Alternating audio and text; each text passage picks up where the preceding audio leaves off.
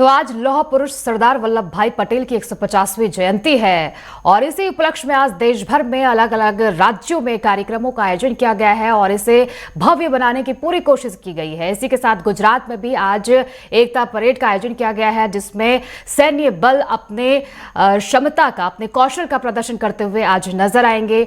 इसी को लेकर हमारे संवाददाता हमारे साथ जुड़ गए हैं। राजकुमार चौधरी, वरिष्ठ संवाददाता, दिल्ली से जुड़ गए हैं। तो राजकुमार, क्या कुछ जानकारी है? देखिए, आज का दिन बेहद ऐतिहासिक है क्योंकि अमित शाह ने भी ऐलान कर दिया है कि 150वीं जयंती है और आज के बाद से इस एकता दिवस को भव्य तरीके से हर साल गुजरात में भी मनाया जाएगा।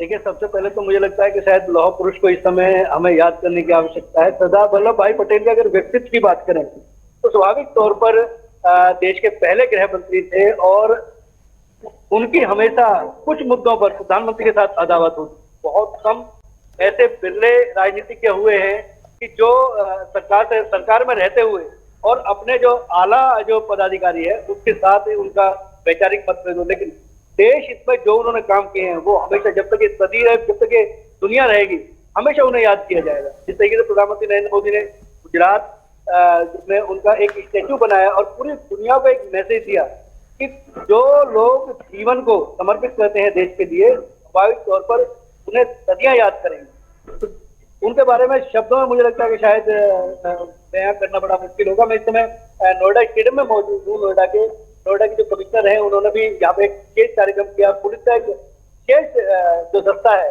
वो यहाँ पे बैंड, मेरे पीछे शायद आवाज आ भी रही होगी कि मेरे पीछे बैंड बज रहा है। जो शहर के गणमान्य लोग हैं उसमें हम चाहे बात कर लें, अगर इसके प्रचार की बात करें और थोड़ा सा अगर इसके अतीत में जाने का प्रयास करें तो कुमार विश्वास नोएडा में ही रहते हैं, बहुत बड़े कवि हैं। उन्होंने भी इस जो आज जो ये भव्य आयोजन हो रहा है इसकी सराहना की और इसमें शामिल होने की जो है वो पेशकश की पूरे शहर से। नोएडा एक पूरी दुनिया में अपने आप में एक ऐसा शहर है कि जहां पूरी दुनिया के लोग रहते हैं और निश्चित तौर पर उत्तर प्रदेश का शो विंडो इसको कहा जाता है, आर्थिक राजधानी इसको कहा जाता है। यहाँ पे तमाम जो पुलिसकर्मी हैं, तमाम जो पुलिस के जवान हैं, पीएसी के जवान हैं, वो स्वाभाविक तौर पर आज एक भव्य आयोजन, एक मैसेज देने का प्रयास जरूर किया जा रहा है यहाँ पे।